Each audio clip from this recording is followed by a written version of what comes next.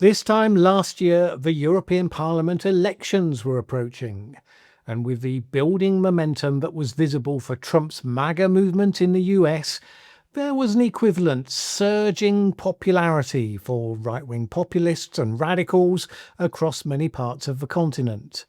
It felt like their time had come.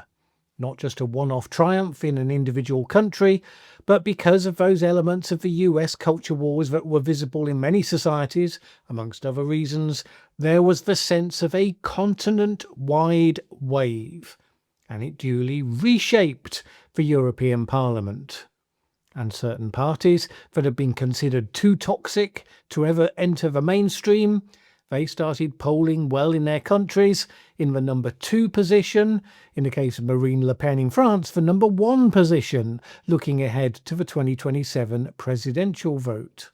Then Donald Trump won the White House again, and did so convincingly, and hit the ground running with much more of an obvious sense of energy than ever before, and many of the same people were now ecstatic.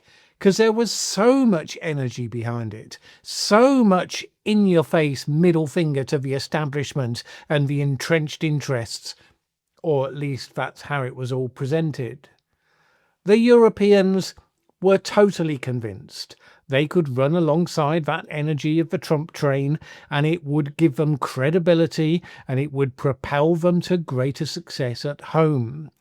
The time had arrived. Nigel Farage of Reform UK was on platforms for the US Republicans, soaking up the reflected glory of his friendship with Trump. Alice Weidel of Germany's AfD was in the spotlight with a live stream with the world's richest man on his very own social media platform, where he endorsed the AfD as the future for Germany. And then it all changed. The reality of Trump, as he turned on America's allies with massive threatened tariffs, as he said he wanted to annex Canada and Greenland, as he became an ally of Putin's Russia and turned against Ukraine. That may be okay with many of his US supporters, and the polling is mixed, but some of it certainly suggests that it is. It has not gone down well globally. I mean, except in Russia. They're pretty pleased. But everywhere else. And for a number of far-right stroke populist parties, this has dropped them back into the world more or less as it was before, where there are opportunities for sure, but not a world that is magically transformed to their benefit.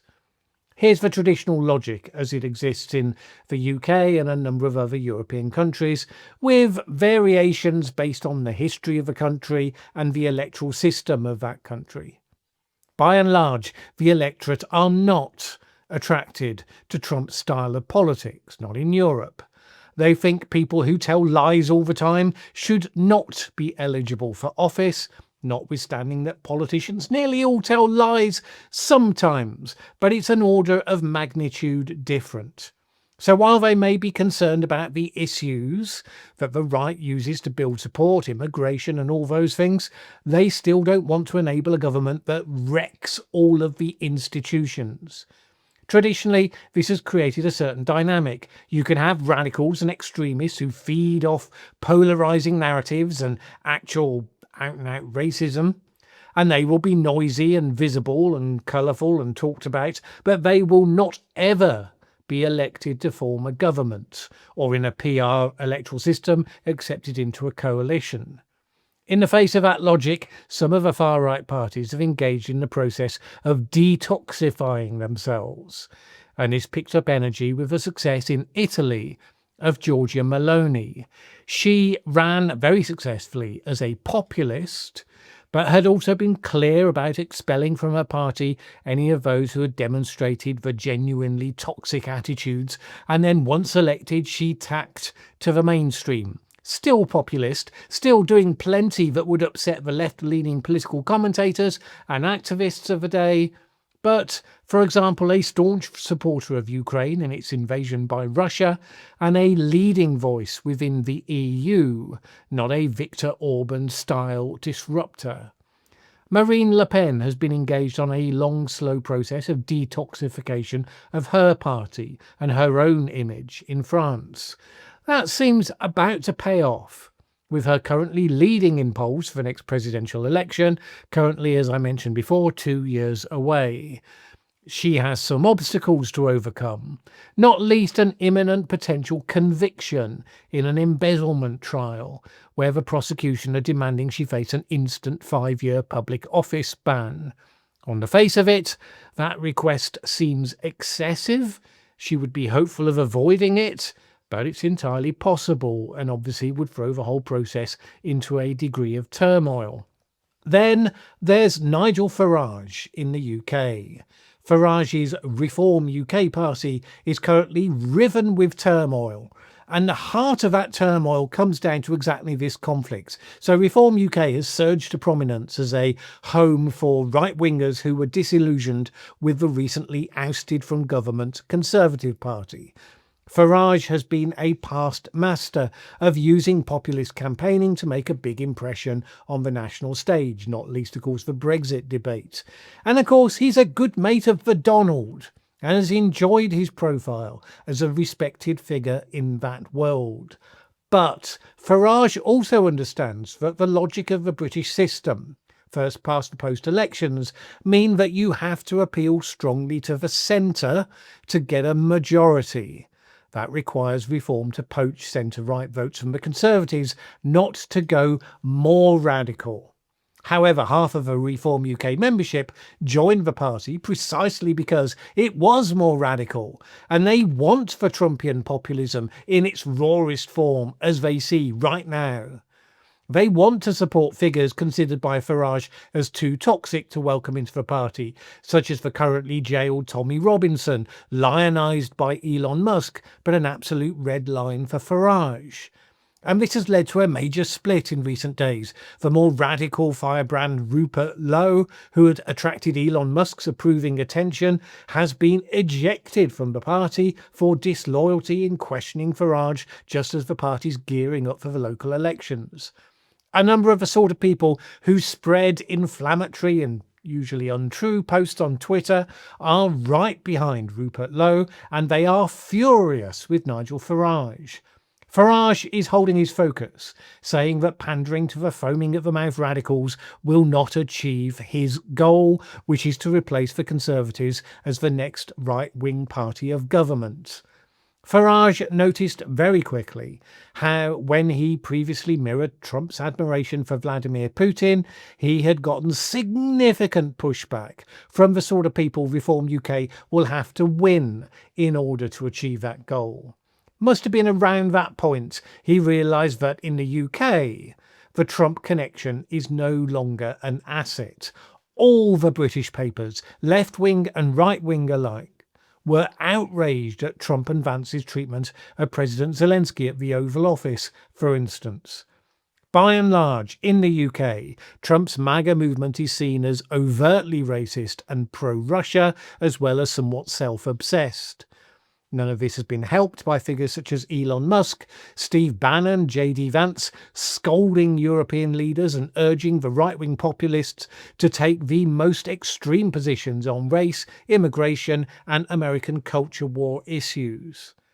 The evidence suggests that such interferences, and particularly the arrogant, hectoring tone of those interferences, hurt rather than helped. For example, Musk's boosting of the AfD isn't believed to have affected the election result at all. The party did as well as it had been polling to do before Musk's interventions. The main impact he did have was to transport the reputation in Germany of Tesla, leading to plunging sales there. The other thing that the more shrewd operators will be aware of is the likelihood that the Trump project imminently fails. It has gone in so fast and hard, with Musk doing such a rough hatchet job on the machinery of government, and with constant threats and withdrawal of threats of huge tariffs and the abandonment of alliances in favour of autocrats. The last thing a Farage or a Le Pen is going to want is to associate themselves with those measures, which are already unpopular in principle in Europe, and then suffer even more damage when those measures tank the global economy or hurt their own country's economy because of tariffs or lead to a direct threat from an emboldened Russia. And it's not just the policies that are unpopular, but also the attitude that comes with it. America first is one thing, it's fine. But that's not the language of MAGA. MAGA language is, we're great, you are pathetic, weak jokes of countries, and you should say thank you to us for all sorts of things that we've just made up.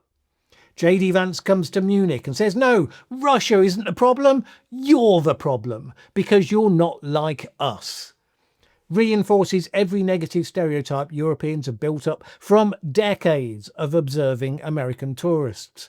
So the MAGA effect is whatever it is in America, but elsewhere it has boosted liberals in Canada, energised Germany's new centre-right leader who gains strength from exploiting the AfD's MAGA support, and it has given Nigel Farage local political difficulties that could, it's early days, but could undermine his project to make Reform UK the transformative force in British politics. It's also caused discomfort for Europe's most highly regarded leader of the moment, Giorgia Meloni. She has a good relationship with Trump, which was an asset 4 or 5 months ago. She also supports Ukraine, and then has to manage both of those at the same time as other European leaders are responding strongly to the US pullback from European defence. All these parties are having to ask themselves afresh questions they thought they'd already answered. Do they exist to bring their political perspective into the heart of the mainstream of government, like a Giorgia Meloni, showing that they can govern more competently, better than the multiple failed leaders of the past because of their political perspective? Or do they exist as raw populists, framing themselves as the representatives of ordinary people versus the elites, there to challenge directly all the institutions, preferably tear them down in a massive cathartic moment of destruction that paves the way for something else? The last 6 months of 2024 had seduced a number of them into getting excited about the idea of the latter. And as I said in the video on Friday, MAGA groups like the Heritage Foundation are working on encouraging just that sense of mission, perhaps to include bringing down the EU as an institution as one of those goals. But the first months of 2025 have very much brought them back to the place where it was really the former that had been working better for them in the last decade. If the Trump administration has come to be seen as toxic by a significant part of the European electorate, then detoxifying your party, by definition, must mean keeping your distance from the man in the Oval Office. As a symbolic demonstration of that, an aide to Marine Le Pen attended the recent National Conservative Convention in the United States. She walked out when Steve Bannon made a Nazi salute there, because detoxification is still the plan. The way it's playing out, we have some of both. Viktor Orban and the German AfD seem still delighted by the details of the Trump second term. Meloni, Le Pen, Farage really wish he would learn to become less of a liability outside of his domestic audience. Can they distance themselves from him enough?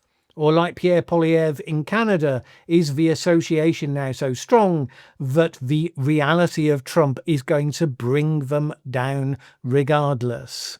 Only time is going to tell.